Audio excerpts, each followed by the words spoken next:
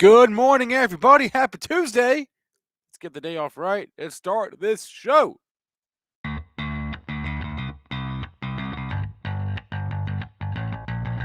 Coming to you live from downtown Detroit, this is Benzinga's PreMarket Prep with your host, Joel Elconin. This is a volatile puppy here, isn't it? And Dennis Dick. I'm bidding a penny. I will buy the stock for a penny. With everything that you need to start your trading day.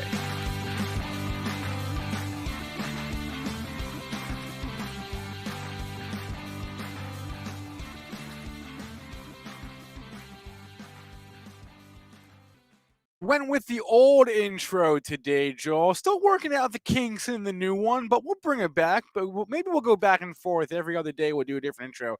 Good morning, Joel. Before we bring up the charts, it appears we're going to be a man down today, but he has a good excuse. Did you see his excuse, Joel? He told me his excuse. This is his excuse. Our friend Dennis has no power because apparently in Canada, you get a couple inches of snow and the infrastructure can't handle it. This is a picture of Dennis's backyard that he sent me. Oh, he said, oh, nice. And he has no electricity, so I doubt he'll be on the show today. I don't even know. I mean, he's not trading, clearly. I hope he's hedged. I hope he's hedged today. I hope for his, but yes, the lesson here is in Canada, they can't handle their snow. Exactly, Mateo. Sell Canadian energy. That's exactly right. And Bill Big D, I also thought Dennis would have a backup generator, but he's living in a rental property, so he does not. And that is where we stand here. So no Generac for Dennis today. Maybe he'll learn his lesson and get one for the actual winter coming up here. But Dennis has no power, which means no Dennis on the show. So that being said, he said 8:30. They, how you call in and and they give you an estimate. So he said 8:30. Let's keep our fingers crossed. If not, he's going to be on the phone with his broker, putting in a lot of orders. That should be a sight to see. Boy, unfortunately, well, let's hope he gets it back. Triple D, we're here for you if you can join us, but we still got a lot to cover, right? We do. We got a lot going on, Joel. We got. I want to talk EV stocks. We have retail earnings. We have retail sales at 8:30. I didn't even mention yesterday. You guys know how I like to keep an eye on the 13Fs just because I think it's interesting and see what the hedge funds are doing. And I didn't even realize that yesterday was 13F day, so we do have some stocks that Warren Buffett sold and bought last quarter. If anyone cares about that, we can talk about that. But let's get to the overnight markets here, Joel, because we had a bit of a, shall we say, flash crash in Bitcoin last night? Yeah. We'll get to the Bitcoin futures here in 1 second. Let's just recap. The S&Ps, no good numbers stopping for me today, either on the upside or downside. Pre-market high 46.87. I got nothing there for you. 46.70, 75. That's your low. I really don't have anything for you there. I do have this area of interest, and it's just a couple points below we're trading, and that's let's just call it 46, 78, 50. That's your area of your 3 of your last 5 closes. So that's a consolidation area on a closing basis, but we've traded through it so many times. It's just kind of like a machete. So we'll have to see whether we can get a bid there, get back up, test that 4,700, or we got some more work to do on the downside this week. Crude's not having a bad day. That's up 46 cents. Actually, a quiet range today so far. Gold making its way up to maybe a true inflation hedge, up 920 at 1875.80, trying to knock on the door at 1900. Silver's having even a better day on a percentage basis. That's up 29 cents at 25.39. Bitcoin, it took a while to hear something out of China, right? We didn't hear anything on the individual stocks, but they come out against currency mining. But we know what happened last time. That created a big buying opportunity. Bitcoin futures down $3,615 at This is called 60,300. Ethereum, it's falling a little bit more on a percentage basis, down nearly 6%, $318.75. That's at 47.50 for the Ethereum futures. So cryptocurrency is under pressure thanks to China. Yeah, but the buy the dip already happened though, right? It went to 58.5. Yeah. Nothing out there at that area. Well, that's looking. Let's go to the Bitcoin futures and see exactly what we have here. It found support right here in this area, right around 58K, right? 58K again, just under 58 here. So if that 58.5 holds up, that'd be a good low. But really, beneath that, then you got to start thinking about 55. But the bulls are trying to get that 60 close, 60 handle close. It's done that a lot of sessions in a row. So if we close under 60, maybe some more work to do on the downside there. Haven't closed below 60K in the futures since October 14th. And that close was 58, 545. Boy, so many numbers with that. But not a good day for cryptocurrencies, but off the lows of the session. Yeah, it's to a point where like I didn't even look for a reason why Bitcoin was down. I just assumed that this is what Bitcoin does. It goes down, it goes up, it moves crazy volatile. It wasn't until Joel came on that I even knew that China said something, because I don't even think it. This is what it does. You got to know that. What I always try to the way I think about this is Bitcoin is holding Bitcoin is a short-term risk. Not holding it is a long-term risk. But this is just what it does. Wow, I didn't so prophetic. I didn't come up with that, by the way. So let's start with from one speculative highly volatile asset to another, Bitcoin to EV stocks. Joel, we are. Mania. We're back into the EV mania. It's crazy to say, and it's not even necessarily Tesla, right? It's all the other ones. It's Lucid Motors, LCID.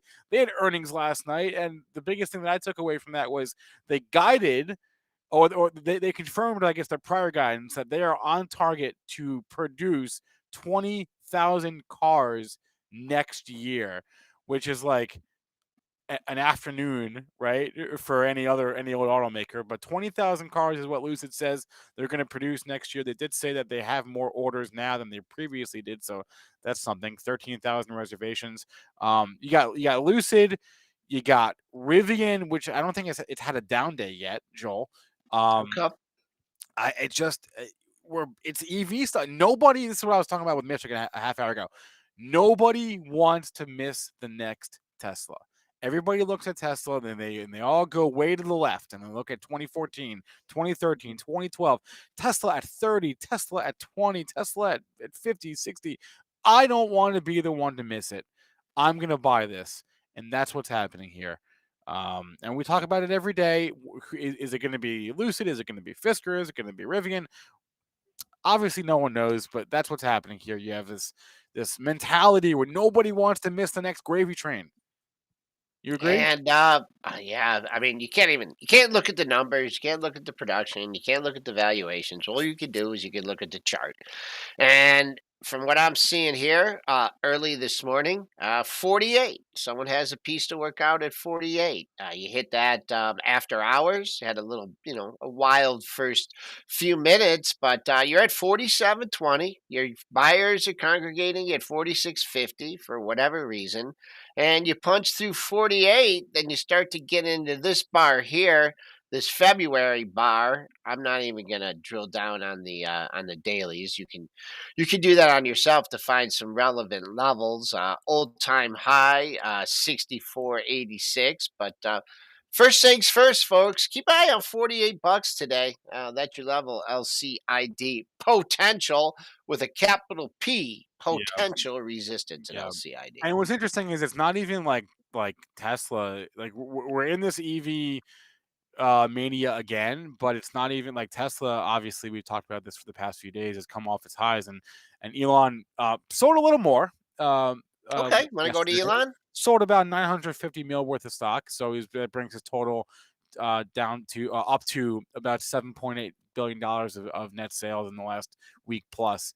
But it's just so funny to see all these EV stocks catch fire, and it's not Tesla. They're all like trying to play catch up, but it ain't You Tesla. got some overhang, right? I Yeah. mean, you actually have a seller out there. Did we drill down on the math and see where he's at on that 10% Well, yeah, reduction? he's at 7.8, and Okay, he would need to sell, or billion. He would need to, what did we say? The 10% was like he would have to sell 17. 17, I think. Yeah, Yeah, 16, 17 somewhere or so. He's got a ways to go if that's what he's doing. Um, but he's yeah, over halfway though, right? Isn't he? I don't I haven't been I don't keeping up on the daily math.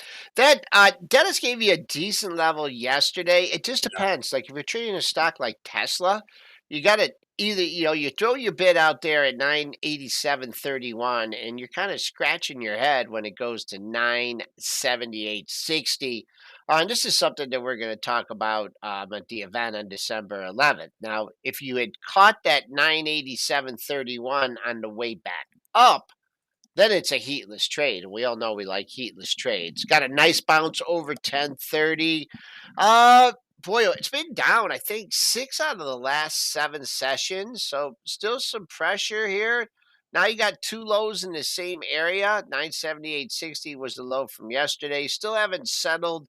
I think if it settles in 3 digits, I think you might see a little bit more downside, but 2 lows in the same area, protecting that 950 low and that gap area as well.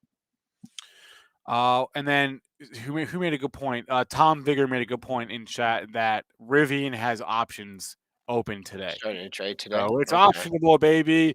Let's go all buy some out of the money calls Oh expiring boy, oh boy, oh in 3 boy. days. Boy, you're well, I mean, the first day, I mean, this thing is just ripping. Yeah, I I know. can't even give you anything. I mean, it's No, even trading at the highs of the pre-market session, 162.88, and they're throwing some volume around in this too.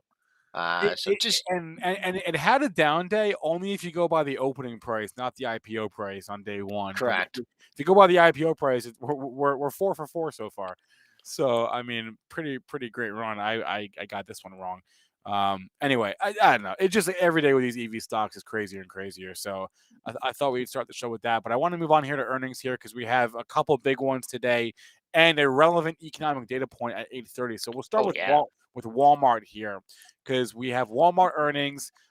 Always an important indicator because they are the second largest retailer in the country behind Amazon, right? So Walmart's numbers can a lot of times be extrapolated to the rest of the sector and what is to come. Anyway, Walmart's numbers are pretty good, right? Their EPS beat $1.45 versus $1.40. Their sales beat 140.5 versus $135 billion. They raised their EPS guidance for the year by about 20 cents. They said their inventory, this is probably good. Normally this would be bad, but this is Yes. probably good. Inventory up 11% year over year ahead of the holiday season. That's probably a good thing in light of supply chain concerns. On top of all that, their e-commerce growth, the U.S. e-commerce sales rose 8%, which interestingly enough was actually not as much as their brick and mortar sales grew, and also not as much as Amazon sales grew. So it did come in above estimates, but it wasn't quite as hot as Amazon's number. And it was interesting to see that the brick and mortar sales actually grew more than their e-commerce sales did, which I guess makes some sense. But anyway, all that comes out to what, Joel? All that comes out is to a measly 27-cent gain right now, 147.18. You have to be a disappointed Walmart shareholder. But we talked about this on the At the Close show. I mean, you had a run from 135 to 152. Walmart moving 17 points in a month and a half. Very, very unusual move. Then you had some profit takers ahead of the report, and a lot of people are scratching their head and say, "Why didn't I sell that at 150 on the way up?" And we talked about that 150, that psychological level. Well, it did a little bit better than 150 on the initial pop. It went to 150.99 and now back at 147.50. So disappointing. Now you just have to do a reset. You have to look at the rate. You just go back to the daily highs. 'Cause I don't think you're going to get another shot at 150 today. Of course, anything can happen.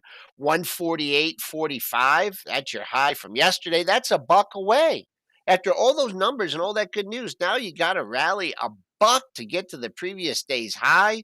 And then you're spotting a pair of highs at 149 if you can even get through that 148.5 level.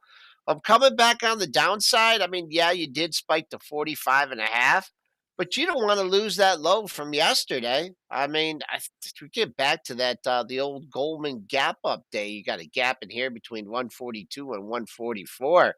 So important, man. Stay green and stay above the previous day's low. Walmart, not. I mean, I guess they're going to just penalize them for that one metric that they missed out on. But overhead supply rules the day in shares of Walmart here, only trading up 44 cents, 147.35. Yeah, I just can't think of a time where a company would brag about inventories being up.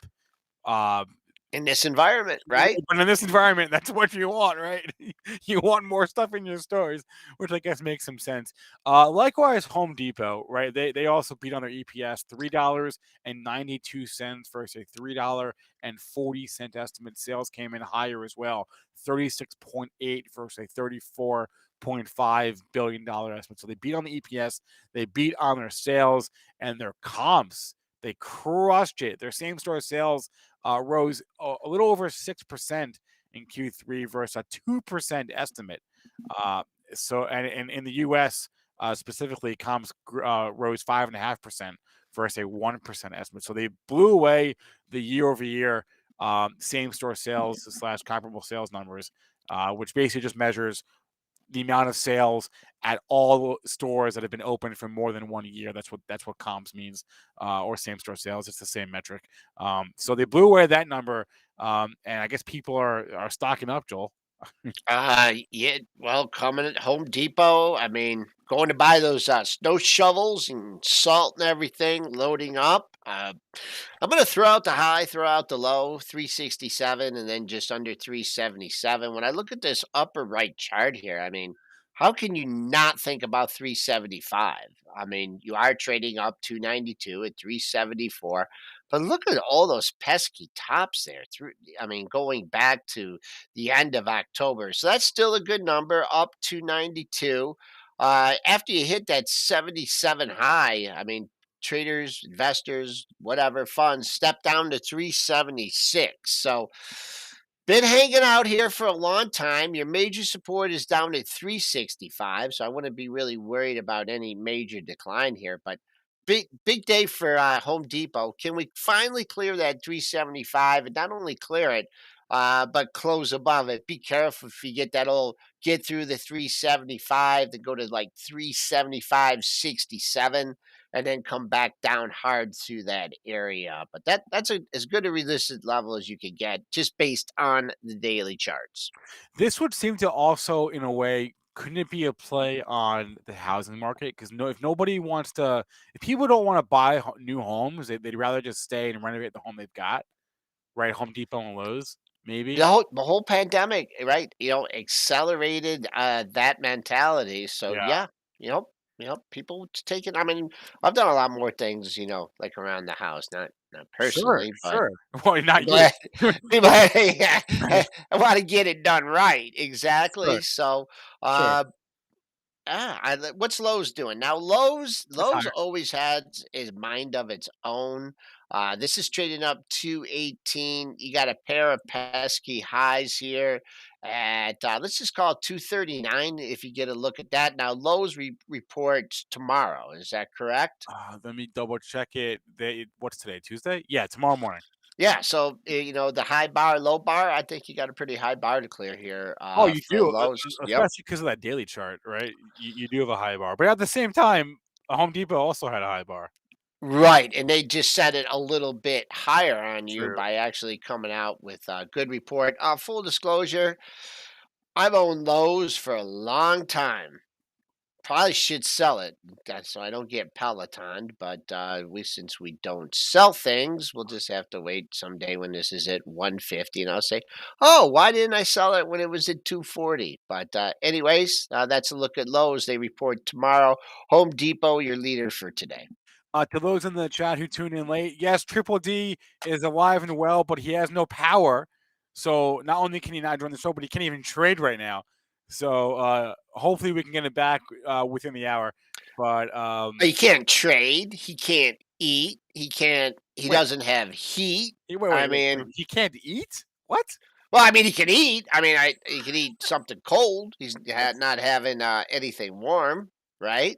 Wait, I'm sure he has like a gas, like I a. don't know what he has. We'll I don't know. get the I don't know what details. he. I don't know Okay, what he so he has. can't use the toaster. How's that? Is that good enough? Yeah, the takeaway here is everyone is very upset that Dennis doesn't have a generator because we all assumed he did and he doesn't. So that's the takeaway. He doesn't. He's in a rental. Hey, we got a generator. I'm telling you, man, I'm gonna get that thing tuned up again because Should you I should.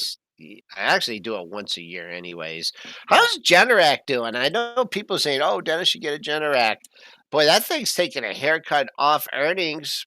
Have we found a bottom here yet? Oh, look at that! If you're a gap fill trader, Generac, you did get that gap fill, 434.77. That was your high on the 14th. You've done a little bit better to 430. So you better catch a bid in here. Or else we got some more downside. Maybe a look at 420. That's Generac.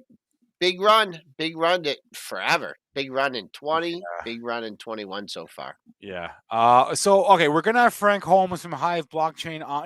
It's a shame. I hope Dennis can join because Yeah, Dennis loves him. So we'll have Frank on at 8:35, and we'll have a retail sales print at 8:30.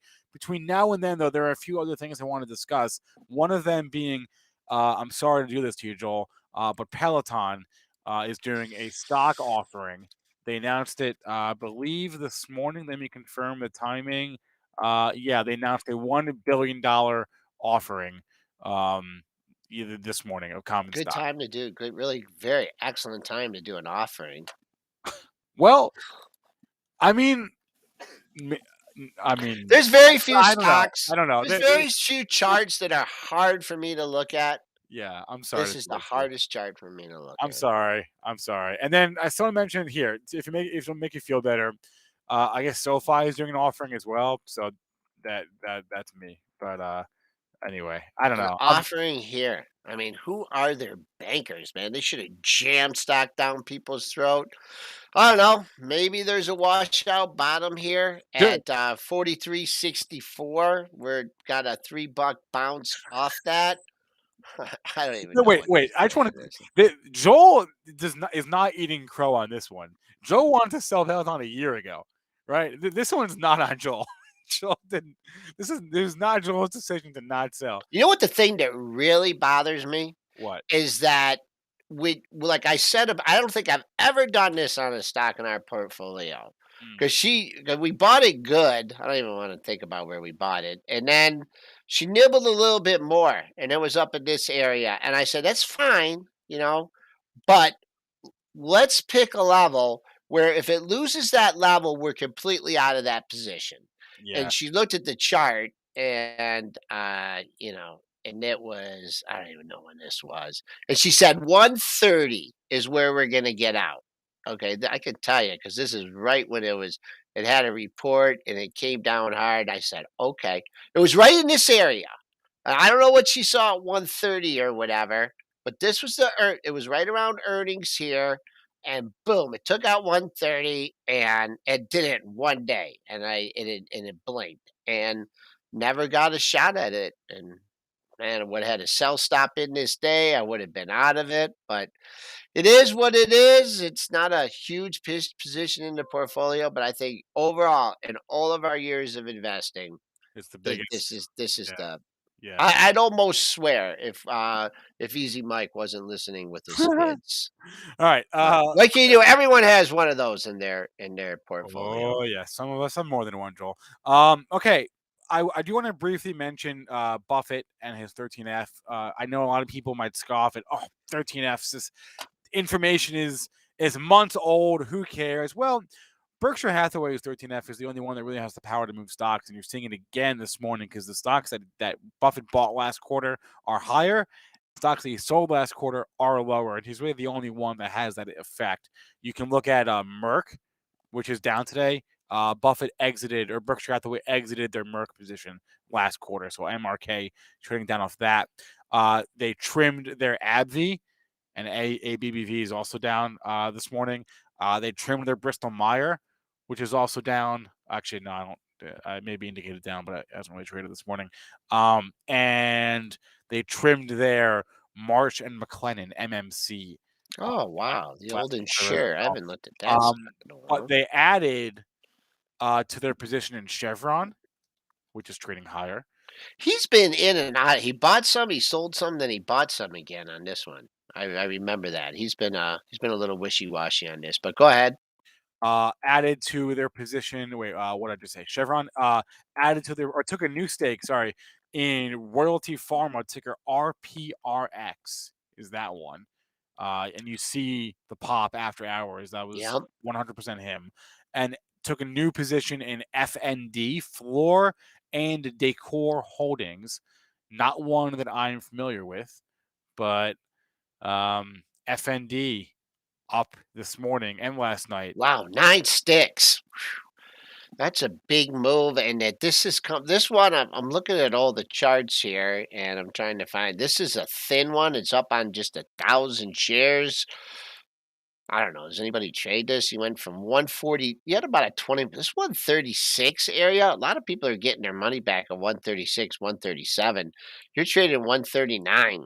I'd be careful. And folks, they didn't. They bought it over the last 90 days. Okay, No, so you go. not even. It's actually Yeah, more than that, right? It's yeah. actually the last 135 days. Yeah. So I mean, Warren ain't buying here. He's Yeah. not buying up 9 sticks. You know, Right. you go back on the chart, that's what he was buying. So that's something that people gotta keep in mind. Did he do anything with Kroger? Someone's asking. Oh, good question. Good question. I think didn't he added to his Kroger last time around, didn't he? Mm-hmm. I'm pretty sure. I thought I remember that. Let me check. That's just setting up. I like to don't- set up for I our don't, Kroger I don't traders. Look at think he. that. I don't think he did anything with Kroger this time around. No, I don't think he did. I remember him boosting it. I thought he boosted it last time, right? I'm pretty sure I remember that, but no, I don't think so. And just to clarify, like this happens every single quarter. This is not like Berkshire Hathaway trying to like copy like ARK Invest active style. This is what they do. They're a hedge fund. This is what all the hedge funds do, right? They're constantly buying and selling, but the information is so delayed, right? There's a 45-day window when they're required to report Mm-hmm. their trades. So that window closed yesterday, which is why we're talking about this today. But yeah, for all we know, they could have bought Berkshire Hathaway could have bought I don't know, Floor and Decor, 3 months ago, 4 months ago. They could have bought it 4 months ago. We don't know. So Walmart goes red here, down 11 cents, being punished for a good report. And Lucid still ripping, just took out 48. Now working at 49. Rivian up 10%, 164, it can't go 75. down, Joel. It can't go down. Oh, it can't go down. Yeah, I'll have it go down. I'll buy it. You know what? Now that this Lucid, now it's making me mad. Now I gotta go look at the dailies for a second. What do we got? A Yes. minute before the number. We got a minute before the number, real Oh yeah, quick. you're right. Good point. It's 8:29. We're gonna get. All right, I'm not gonna do it. Forget it. I don't know if retail sales is gonna. It's not gonna move the market, but it is. You don't think so? No, I don't think so. It's not typically that kind of an indicator, but it is relevant within the context of Walmart earnings this morning, because the whole thing is, look, Well, there- Dennis doesn't have to worry about getting picked off here. no, That's no, one thing. no, he doesn't. But like, look, Hope he didn't leave. You know what? I hope he didn't leave any orders out there. We getting the pop. What's the pop? What's the good news? Is it out yet? Must be a little bit of good news. Or is someone jumping the gun up 3 points? 46, 82. yeah, I mean, it wasn't. Looks like it wasn't a bad number. An increase of 1.7% month over month. Muted. Nothing muffin there. Versus a 1.5% estimate. So a little higher. But again, the point is like there are all these economic data points, and it's like there's broadly speaking 2 categories, right? There's like survey data, there's like sentiment data, and there's like wallet data, right? There's like how are you feeling versus what are you doing, right? and like Michigan consumer sentiment, for example, right, is trending down. A lot of like sentiment surveys are trending down, but that's less relevant to me than like what are they actually like doing with their money. It's like do as I say or do as I do, not as I say, right? So what this says, we had a little bit of a higher number than estimates. The I don't retail like this market. This the retail market's not. consumer is strong. I don't The like retail this. consumer is strong. The retail consumer is spending money. That's what this says. You They're know, spending money, and that should be reflected in the sentiment in across the retail sector, whether it's Home Depot, Walmart, or Macy's, whomever. Right? The retail is strong. The retail consumer is strong. we got a little pop, a little drop. Still, the market has memory. The market has 3 closes right here at this 46.79 area. We got a little bit of pop. Those are pretty good numbers. Still, just retail sales. It's been the inflation numbers, right? That have been moving the market. No one really cares about the unemployment anymore. No. But tight range here. We got into the 46.83 and a quarter, back down to 46.78. But I think I like to see where we were at 8:30 when we started this. When we were at 8:30, we were at 81.50. Not a lot of volume traded in the S&Ps. A lot of cat and mouse here, just perhaps waiting for more liquidity to come in at 9:30. So good numbers. Not import prices are up a little bit. Not much on the Man, retail sales front. we always talk about how the market's all about narratives and stories, and someone argue against this narrative for me. Argue against the narrative that this is going to be the biggest holiday shopping season ever by a mile. Is this not going to be just like the most epic shopping season? You have People are, yep. you have a confluence of factors. You have people flush with cash. You have people wanting to spend money on things after making it through a pandemic. You have maybe they're spending even earlier because they want to get ahead of the supply chain problems, and you have concerns about that, so they're wanting to get their stuff now. I just feel like this is going to be just an epic shopping season. People wanted to go back in stores. I don't know. Someone argue against that for me. It's hard to argue. I mean, it's just, is it already factored into these stocks? I mean, that's the thing. Yeah. Yes, Mitch.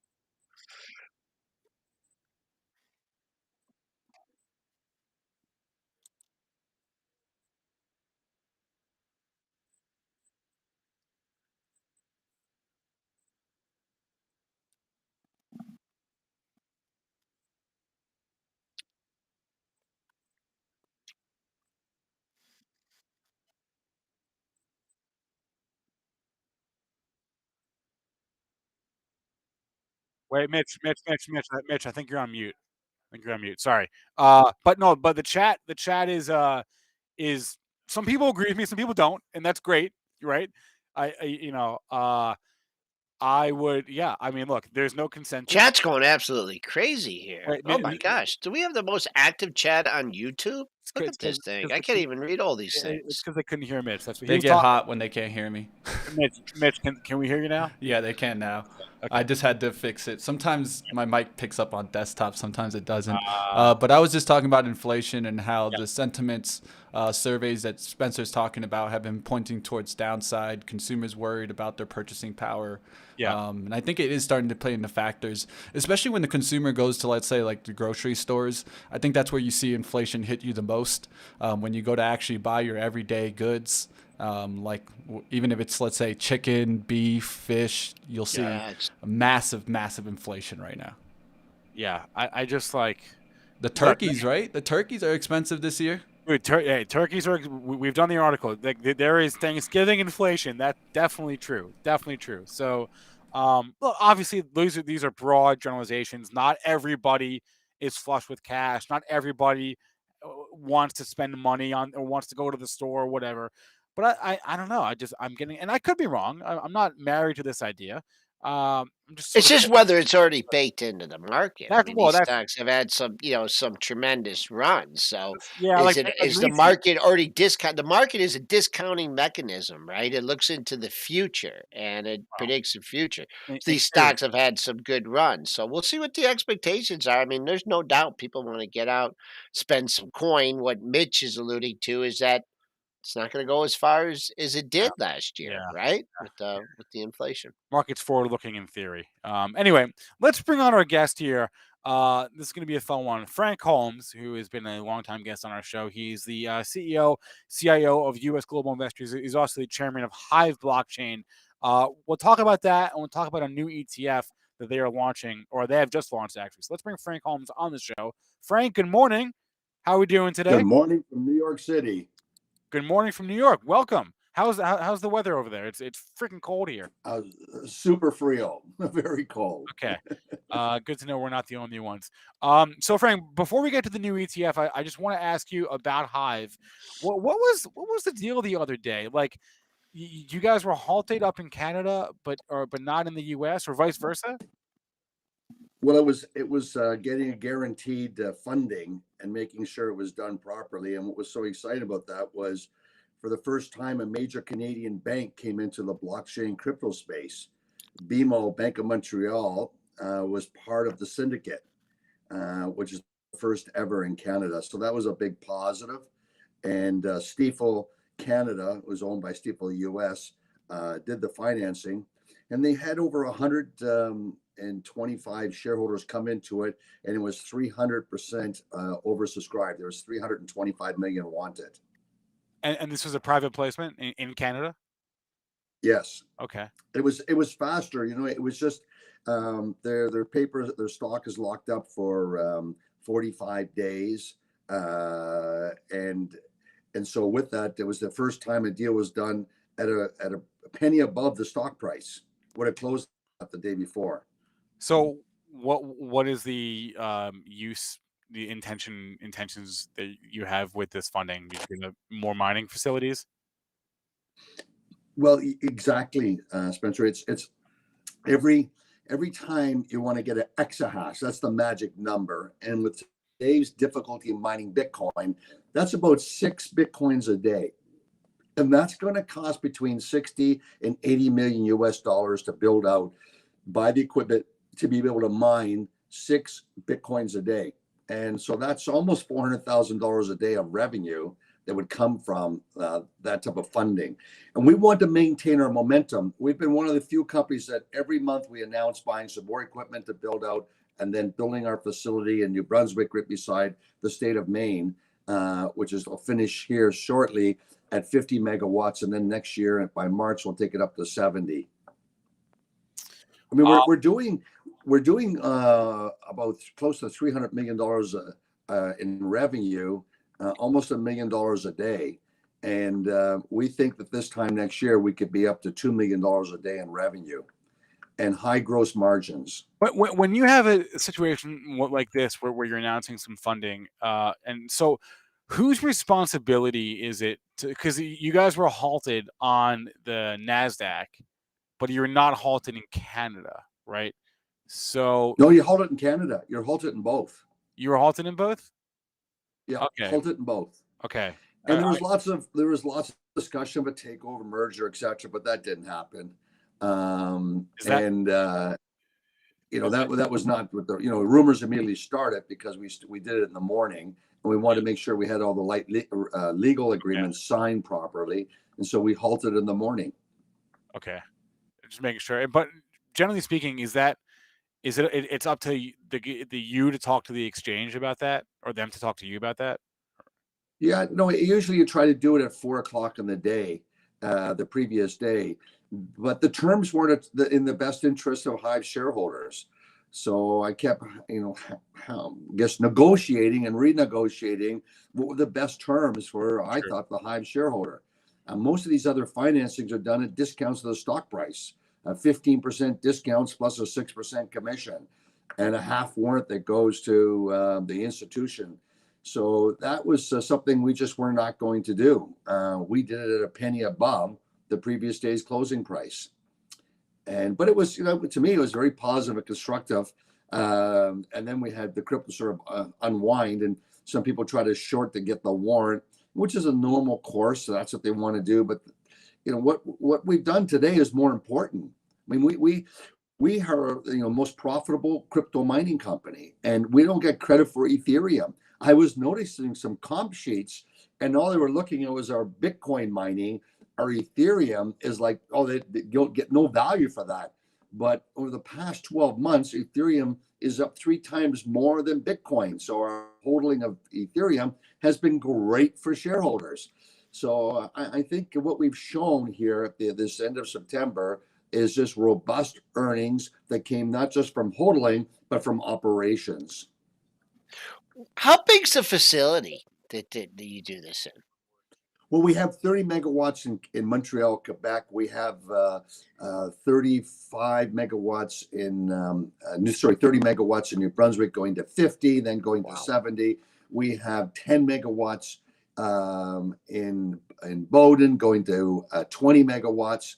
And we have another 5 megawatts in Sweden. And we have just under 5 megawatts in Iceland. All green. We're the only pure green and clean mining company. Frank, the chat wants to know what kinds of miners you have and that you're going to buy. No, sorry, I didn't hear the question properly. Question from the chat about what models, like what chips you're using in your miners, what your models, what kind of miners you have, and in terms of NVIDIA, AMD, and then what you're buying. That's a good question. What we've not done is rely on one supplier. So we have Bitmain S19s, we have the Micro BT 30s, we have Canons, so we have a whole spectrum of them. But when it comes to mining Ethereum, we spent a lot of money upgrading our memory chips on the 580 from AMD. But what we recently announced was over $50 million acquisition of NVIDIA, highest quality chips in the world. The A40s are the best gaming chip in the world, 6,000, 5,000, and 4,000s, which will allow us to go into high performance computing, which is extremely profitable. If you take a look at the margins that Amazon makes for charging you that in the cloud, it's immense.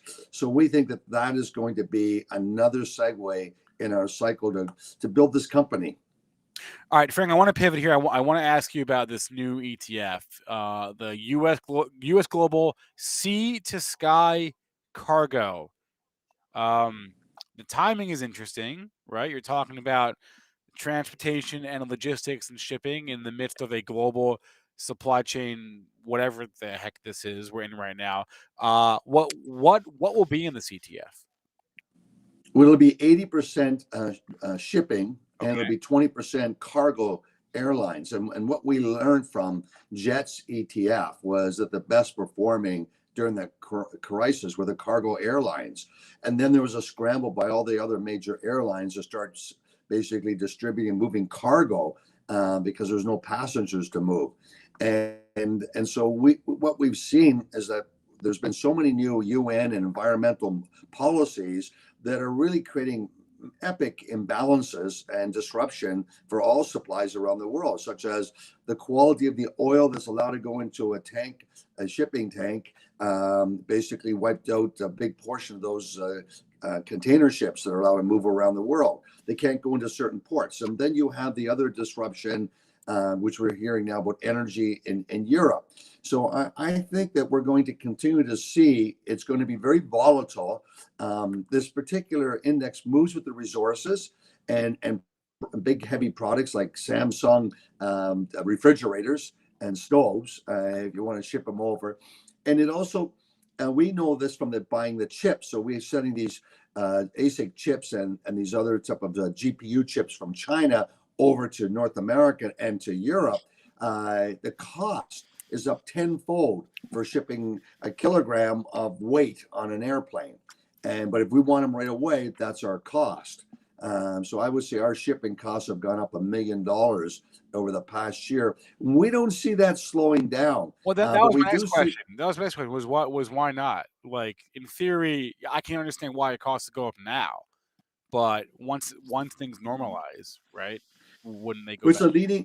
when it normalizes, but there's so much on climate change policies and carbon footprint that it's going to be more disruptive. You're not going to come back to the previous base. You're just not. And right now we're coming with this because we also think we're going through this natural correction because it highly correlates with PMI. And I write about this every month. The Purchasing Manufacturers Index is a great leading indicator, like the stock market for the economy, but the global PMI, Purchasing Manufacturers Index, is highly correlated to government policies and commodity demand, manufacturing demand. And this had a massive surge going into the spring. It's cooled off. We see some of the Baltic shipping have come off here, but we think it's a great pullback, but it's going to be very volatile, just like all global trade is. Frank, what is the ticker on this? I don't. Has it started trading yet? SEA.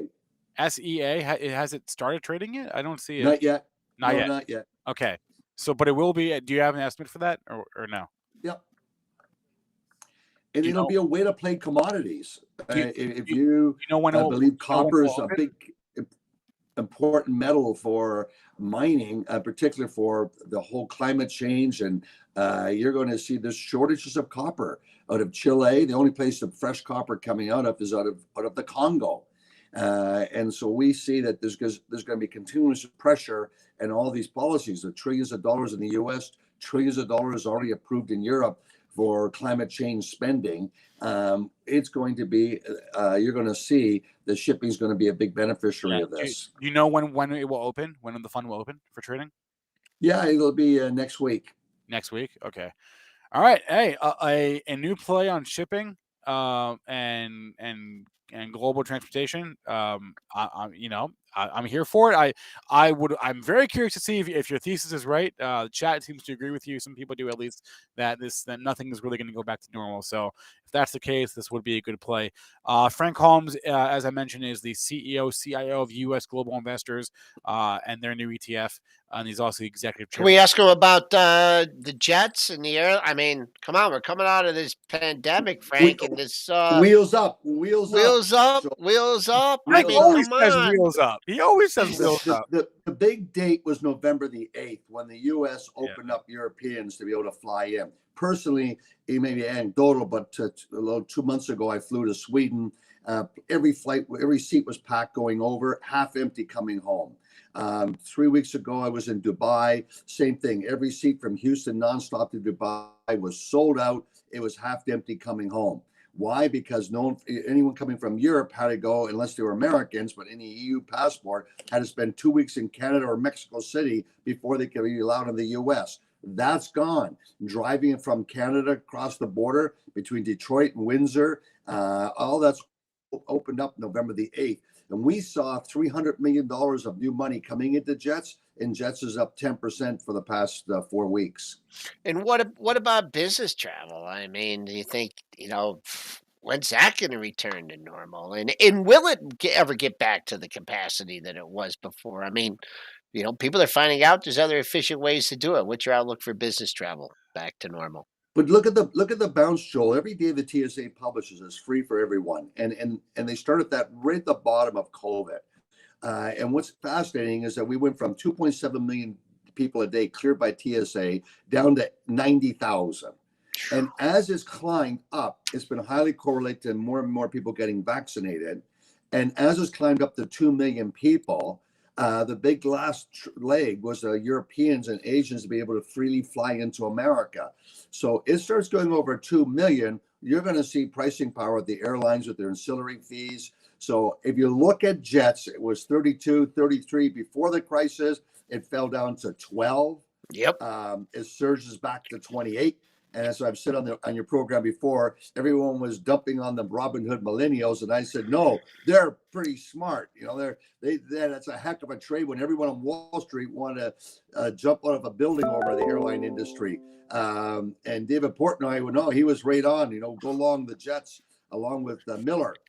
So Bill Miller. So I think that we have a chance here to go back to over $30, but we're going to have to get the TSA clearing more than 2 million people a day. Okay. Frank Holmes, always a pleasure to chat, sir. Have a good one. Thanks for coming on today. All right. All right, gentlemen, take care. Happy investing. All right, Walmart goes red on the session, down 91 cents and 146. Walmart, what do you got to do? Lucid over $50 now, into 50 handle, just lifting offers. RIVN up $16 here. This is one of these days where you gotta just keep an eye on that pre-market high, see if it can continue. But Lucid to 50. Whoa. I don't know where the circuit. I don't know. I don't know when your peanuts. I don't know if you go to the stand now. You're getting in line to buy the peanuts. I have no idea here. Lucid to 50. Yeah, you were talking about that gap this. fill. I think it's filled the gap now, and I think you maybe get a point or two over this, but I think you've run into that gap Mitchie, fill. calling the top. From Boy, February, that's my boy. That's my boy. The guy from February. That's market has memory. Spencer, since the day that stock gapped down there, every single trader that was watching this stock go to 65 has been waiting for it to come back into that gap zone. Okay. I'm not saying you're wrong. I'm just saying okay. But now it's filled, right? And so now you got to be careful, because I don't see it having enough gas to get to 65, but that's just my call. We'll see what happens. Interesting. All right, let's do a reset here. The low, where the gap. What gap are we looking at here? It was the top of the gap.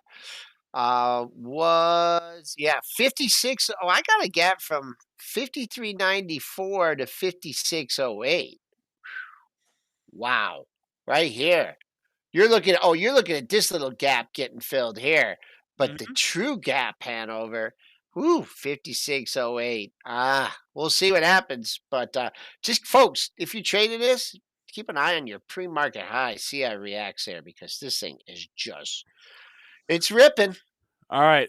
Eric Nans dropped us. We love Eric. Dropped us a Benjamin. He did it so Dennis could get a generator. So we appreciate that, Eric. We'll have to make sure Dennis gets himself a generator, because this is unacceptable.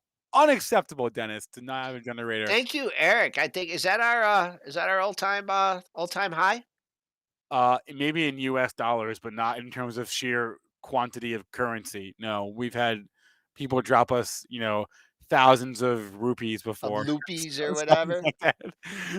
Anyway, hey, it's 8:53 here. Let's do a few minutes of ticker time. I want to make sure I didn't forget ticker time from our list. What else was on my list here? Everyone wants to talk about Mara. Yeah. Oh, Joel, we talked about that at the close yesterday. Holy cow. And then it kept on going after hours in this morning. What did I say? What did I say that when we were on at the close? You said you have no rules in your life except for one rule, which is you don't touch stocks that have things with the SEC. That's what you said. Right. And then you had your step down seller here. I mean, this guy was guy, girl, gals, whatever. And then you had a little reprieve here at 56. But I looked at the monthlies, and sometimes, or I looked at the dailies here, and look at all those lows around 50. You had 3 lows around 50. What did it get to? Almost got there, right? 50.07. So now you're getting a little bit of a bounce. So 50 is your support. You're only $2 away from there. Your high off the rebound has been 53. So 50 to 53, that's your early range. And what I also said about this is we're not all looking at the quotes. We're not all looking at our screen or our phone all the time. There are a lot of people that came in, signed online at night, and they're like, wait, this thing was at 65.70. Wait, just boom. And they hit the button. So we'll see. Pre-market low, that stands 50.07. See if we get back down there again today. All right, let's look at Coinbase. A few people are mentioning that it is down this morning with Bitcoin being lower. Wow, actually down substantially. Yeah, now this is interesting because you hit it, had a nice run into earnings. They hit it, they fought it way back and got more than half of that move back. I'll just look at that earnings day low, that 320 low, and as long as you're above that, yeah, maybe we'll trade in a little bit of a range. Down but not out. Got out there in the pre-market under 325. You took back half of the move today. If you get a rally, I mean, with Bitcoin down like this, unless it has a big turnaround, let's see, the bottom of yesterday's range, and this did this on earnings too. It filled the gap. The bottom of the range is 333.09. So if you're trying to sneak out there, and then the close that was 345.36. That's gonna, unless you get a big turnaround in Bitcoin, it's gonna be hard for that to get back up to that area. We got time for just a couple more Sure. tickets here. Okay, we can do PROG. This is Progenity, right? Matt Miller, I believe. I think that's what this one is. Don't ask me. Ask Contact 10. Had a volume fell off a cliff here in the last couple weeks. Had a few weeks there of just insane volume. But the price has held up though. Why is it up so much today? Oh, that's a good question. I wasn't even looking at that chart. Wow, that's a good point. Yeah, I was looking at the daily. Why is it up so much today? Good question. I don't know. It's swinging some shares too around. Yeah, you're right. Let me check a PR feed. See if we got anything on Progenity. Anything from yesterday after hours. No, it looks like we had an insider buy. Chris Kachi's saying that it's been a short squeeze leaderboard from Fintel for multiple weeks. Okay, So, that's a reason. That's as good a reason as any. Okay. Based on that, then I won't do any technicals. Gamma squeeze. It's a gamma squeeze. Yeah, Oh gamma man. squeeze in a $3.50 stock. I'll let you guys have your fun with this one. This is above my pay grade. Fine. Do you want to look at yesterday's big winner? Speaking of squeezes, GGPI was your squeeze of the day yesterday. Nah, I don't want to look at that one. Oh, up again this morning. Shocker. What else we got here? Let's find one that's not as crazy. Oh, you know what stock we haven't talked about in a long time and for good reason? Jumia. Have you seen that one, Joel? They had earnings out last night or this morning, and it has gotten absolutely down goes brutalized. Frazier. Earnings were this morning. This stock has been just brutalized. Brutalized.